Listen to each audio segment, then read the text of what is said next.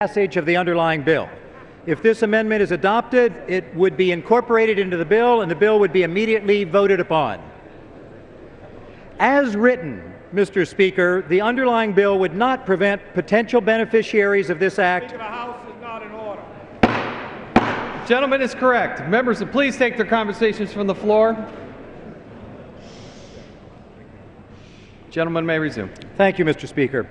As written, the underlying bill would not prevent potential beneficiaries of this act from doing business with the government of Iran, whose rogue actions threaten our interests and, through their terrorist intermediaries, the interests of our ally Israel. It's a gaping loophole that this final amendment would close. The U.S. has a comprehensive embargo against the government of Iran.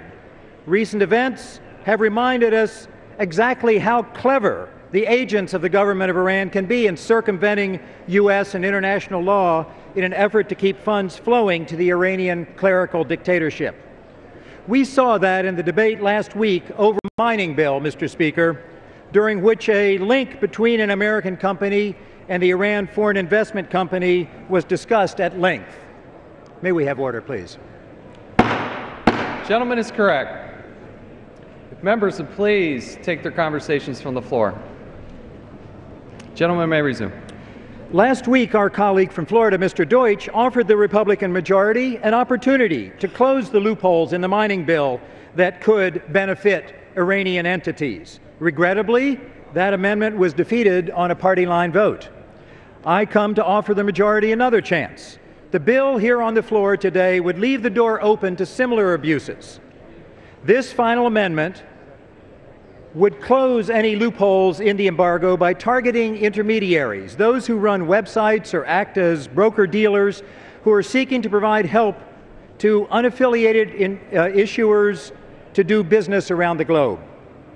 This final amendment mandates that those who want to benefit from the provisions of this bill must not have any interest in doing business with the government of Iran.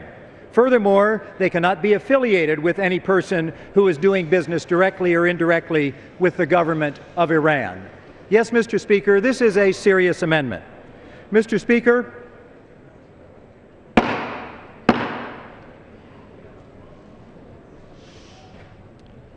Gentleman may resume. this final amendment is really a common-sense safeguard measure.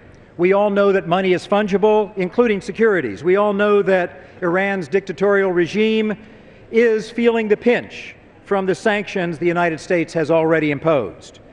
The radical clerics that control Iran's government are constantly searching to get the money and goods they need to stay in power and to threaten our interests, and through their terrorist intermediaries, to threaten the interests of our ally Israel. Without this final amendment, this bill would provide them a possible opening to do so.